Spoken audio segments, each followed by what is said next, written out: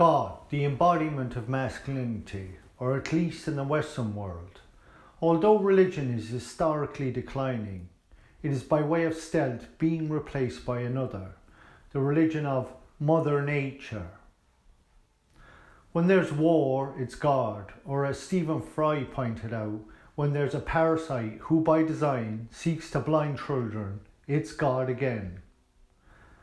One may remove oneself from religion, but one will rarely remove religion from oneself.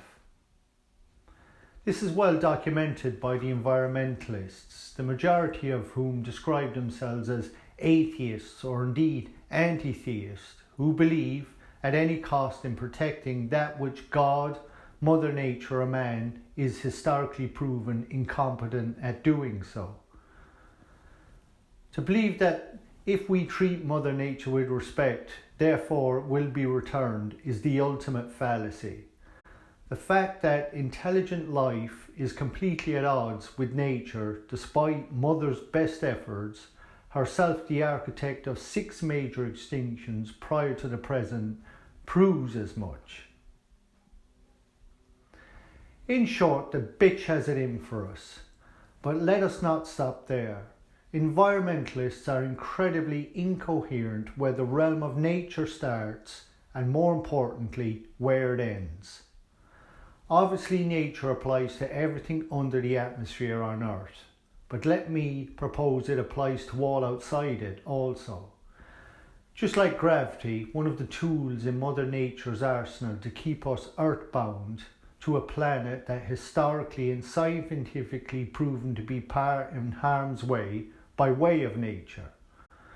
The wrath of nature is responsible for the evaporation of Mars seas, thus killing off microbial life and therefore any possibility of intelligent life. Her holocaust has been so successful, we can now say with a degree of confidence that there is no bacterial life in our solar system, let alone intelligent.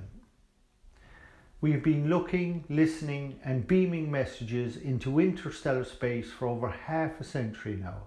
The first of these would have made it to the closest star planetary system in the 70s, and yet we have nothing to show for it apart from a number of pop scientists who, in a bid to sell books, ride gunshot over the plethora of evidence to suggest something other than a universe teeming with life. This kind of scientific romanticism is akin to Christian or Muslim belief in revelation, that the inevitable discovery of otherworld intelligent life will somehow define us, or in their own words, humble us as a species. I suggest the opposite. After 50 years of inquiry, and not a blip in return, we come to the profoundly liberating realization, despite nature's active efforts via earthquakes, disease and famine, passive in that we are all inhibited by the human condition, another natural construct, and yet here we are, with time to spare, probably the only intelligent life in our galaxy. It is not a time for humility or depression, but celebration. For every time we get a non-return proves how incredibly special we really are by way of existence. If humanity can put a human on the moon, then it is ours by right. Likewise for Mars, for those achievements are unnatural. We have claimed it despite the natural order, not with its assistance. For the first time since the beginning of time, nature has a rival, and that is us. This is indeed a revelation, but not one in the making, one we can choose to accept right now. When nature's interests and ours are aligned, for efficiency's sake we work with it in order to pool resources when they are not.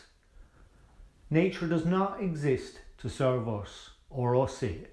Indeed, I argue, if even aware of our existence in a cosmological context.